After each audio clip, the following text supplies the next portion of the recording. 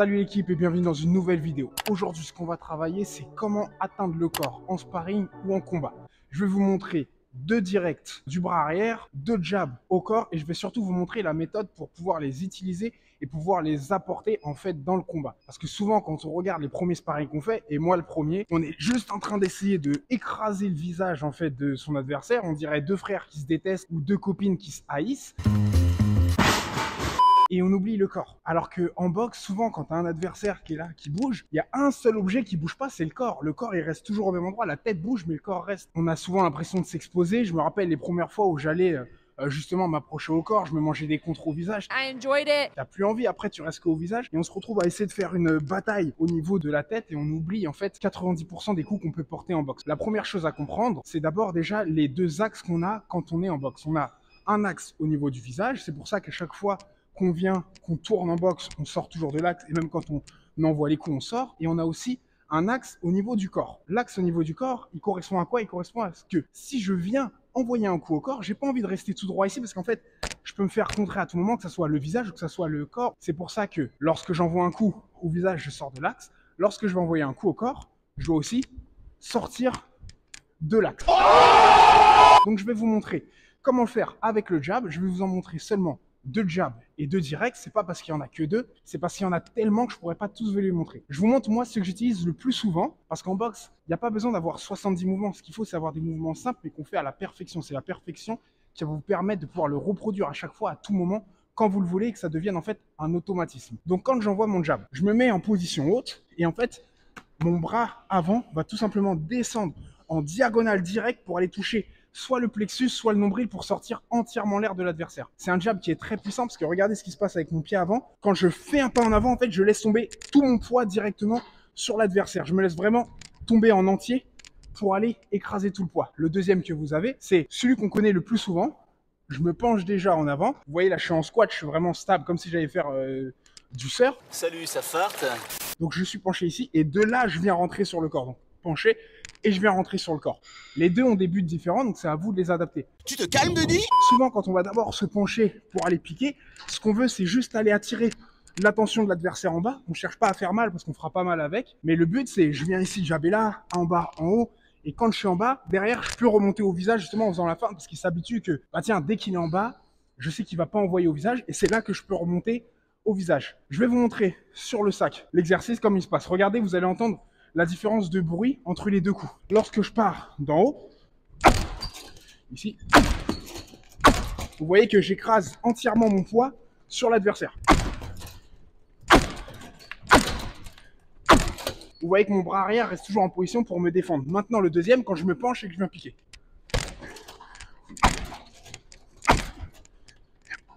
Maintenant, comment les apporter en sparring ou en combat? Tout simplement avec votre bras avant. Ça sera soit en envoyant un jab en haut et je viens piquer en bas, ou alors tout simplement en mettant ma main au niveau des yeux de l'adversaire pour complètement boucher sa vue. Et de là, piquer en bas. Je vais maintenant vous montrer avec le direct du bras arrière. Donc, pour la porter, ça sera exactement de la même manière. Ce sera toujours avec l'autre bras avant. Donc, ça sera soit un jab, soit je cache la vue et je viens piquer. Et les 2 mouvements, vous allez voir qu'ils sont totalement similaires. Mon préféré pour faire très très mal, je suis en position et en fait, la même chose. Une diagonale qui part d'ici et je viens lancer mon bras arrière. Là, hop, et je viens lancer. Vous voyez ce qui se passe avec ma tête? Je sors totalement de l'axe ici et je sors de l'axe pour être à l'abri des coups. De là, hop, je sors de l'axe. Hop, je sors de l'axe. Et en fait, dans ce mouvement de descente avec mes jambes, je viens écraser tout mon poids sur l'adversaire, mais je fais en sorte d'être stable, comme si je pouvais faire une feinte et surtout d'être hors de l'axe. Le plus important, c'est d'être hors de l'axe parce que lorsqu'on vient s'approcher au corps, on veut être à l'abri. Lorsque je ressors, ce qu'on ne veut pas voir, c'est piquer et ressortir, se relever en étant devant l'adversaire. Je rentre, je dois ressortir par le même mouvement. Pourquoi? Tout simplement pour éviter de se manger un contre bête qui pourrait vous mettre KO. Un réflexe humain que l'adversaire va avoir, c'est bloquer le coup et des fois envoyer un crochet à la volée. Si vous ressortez par la position initiale, je bloque le coup, vous ressortez, j'envoie mon crochet dans le vide.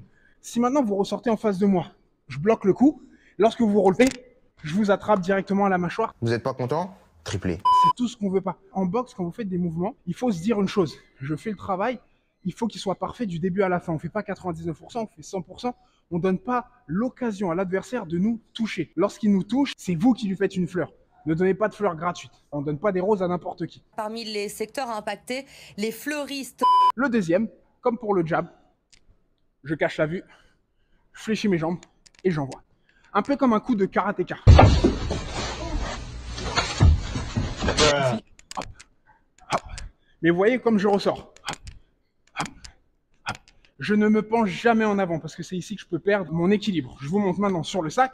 Donc ici, là. Donc celui-ci, vous avez entendu, il fait très très mal. Ou alors en me penchant d'abord et en envoyant un coup.